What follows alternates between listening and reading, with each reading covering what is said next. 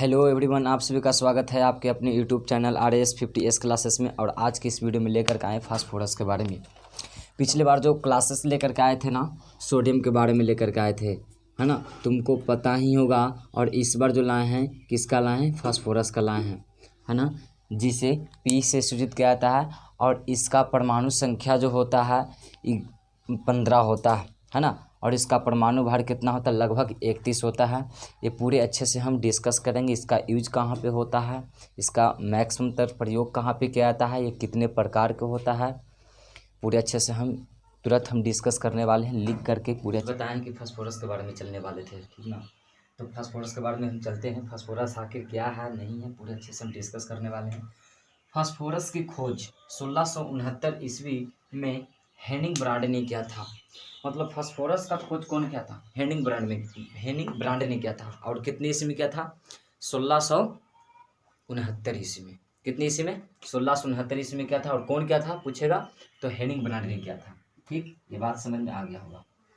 Phosphorus की परमाणु संख्या 15, परमाणु संकेत P और परमाणु द्रव्यमान लगभग 31 होता है। मतलब इसका परमाणु संख्या बोले तो 15, परमाणु संकेत बोले तो कितना? ये P, ठीक। और ये परमाणु द्रव्यमान बोले तो लगभग 31 बताना है, राइट।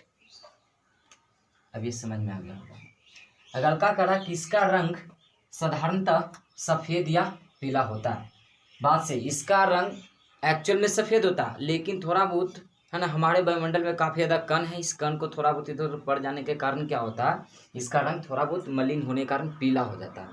इस वीडियो में देखेंगे कि साबुन की तरह देखो कितना मुलायम है। और पीले रंग का जो दिखाई दे रहा ना, यहाँ पे जो दिखाई दे रहा ना, है ना, यहाँ पे जो दिखाई दे रहा देख सकते हो, पीले रंग के है ना, पीले रंग के था और सफ़ेद भी था, है ना। तो समझ गया होगा ये बात। अगल का चलते हैं। यह ठोस अधातु, यह ठोस अवस्था में रहने वाला अधातु पदार्थ है। ठोस अवस्था में रहने वाला भी है। और साथ ही साथ ये कौन सा है? धातु बोलेगा क्या धातु? तो नहीं, यह धातु है। कोई पूछेगा कि फास्फोरस क्या है, तो बोलना है क्या धातु है, राइट। समझ में आ रहा ना, ये भी काम क्लियर हो गया होगा।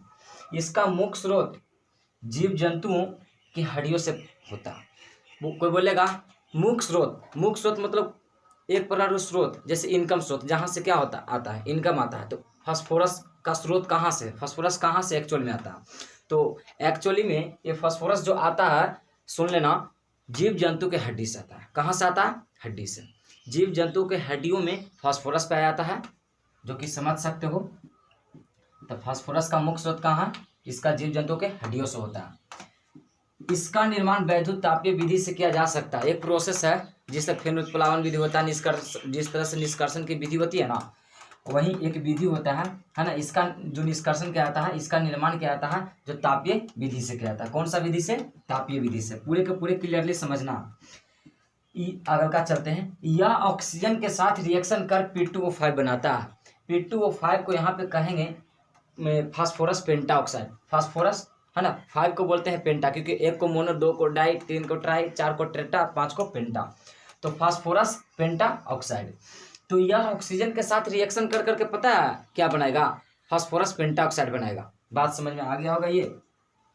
अब आता है क्या कि श्वेत फास्फोरस को गर्म करने पर लाल फास्फोरस, और लाल फास्फोरस को गर्म करने पे काला फास्फोरस प्राप्त होता है। मतलब व्हाइट फास्फोरस को यदि गर्म करोगे तो रेड फास्फोरस प्राप्त होगा, और रेड फास्फोरस को यदि गर्म करोगे तो ब्लैक फास्फोरस प्राप्त होगा। बात क्लियरली समझ में आ रहा होगा।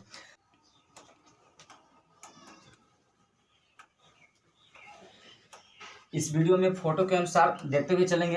ये यहाँ पे क्या है? यहाँ पे ये वाइट है ना, वाइट वाला है। W मतलब इसको हिंदी में डायरेक्टली लिखते हैं। ये कौन सा है? श्वेत फास्फोरस है। कौन सा? श्वेत फास्फोरस है। श्वेत फास्फोरस को यदि गर्म करते हैं, ये श्वेत फास्फोरस को यदि गर्म करते हैं तो कौन सा फास्फोरस प्राप्त होता है? लाल वाला प्राप्त होता है, लाल फास्फोरस प्राप्त होता है। यदि लाल फास्फोरस को गर्म करते हैं तो यहाँ पे देखना कि कौन सा फास्फोरस प्राप्त होता है? ब्लैक फास्फोरस प्राप्त होता है, मतलब काला फास्फोरस प्राप्त होता है ना। काला फास्फोरस ये भी ना 2 प्रकार को होता है ना। ये जो देख रहा है ये कितने प्रकार को होता है? 2 प्रकार का होता है। एक होता है अल्फा ब्लैक, अल्फा ब्लैक, एक होता है बीटा ब्लैक, है ना। तो फास्फोरस कितने प्रकार का होता है? 2 प्रकार का होता है। यहाँ पे पूरे क्लियरली समझ सकते हो कि बीटा क्या होगा, ब्लैक होगा। यहाँ पे देखेंगे पूरे अच्छे से कि श्वेत फास्फोरस का संरचना इस प्रकार का होता है ना। दिखाई दे रहा है क्या ये? अब देखना, है ना।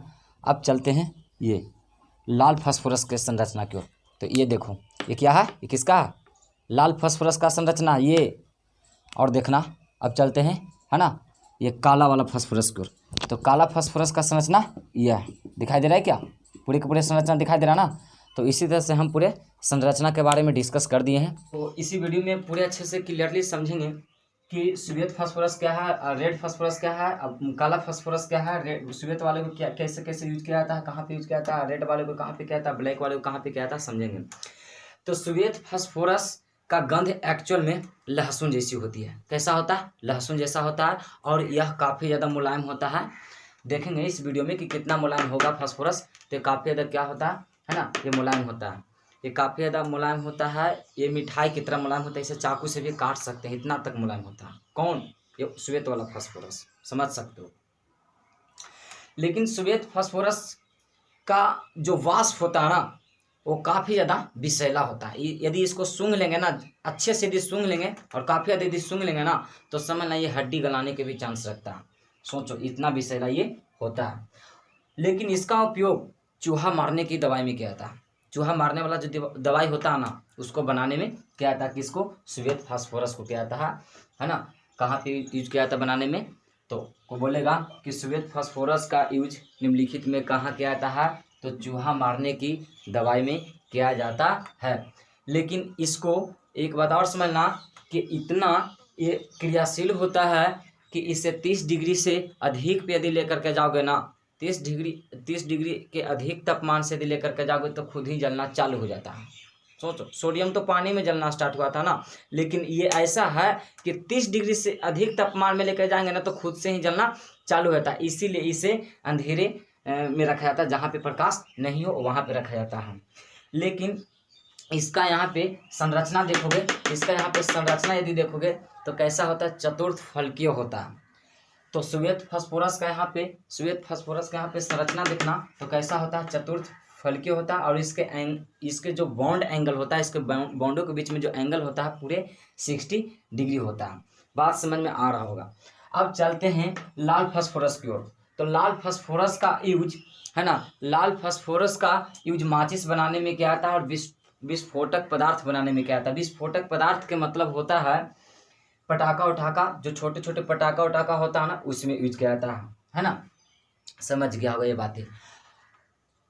अब समझेंगे कि ये ब्लैक फास्फोरस क्या है, काला फास्फोरस क्या है। तो काला फास्फोरस का यूज जो करते हैं ना, ये इसे विस्फोटक, मतलब ये काफ़ी ज़्यादा विस्फोटक होता है। इससे कहीं ज़्यादा विस्फोटक कौन होता है? काला फास्फोरस होता है। इसीलिए इसे विस्फोटक फास्फोरस के भी नाम से जानते हैं, विस्फोटक पदार्थ के भी नाम से जाना जाता है। सोचो, इतना काफ़ी ज़्यादा ये होता है जहरीला, ये जहरीला भी होता है साथ ही साथ।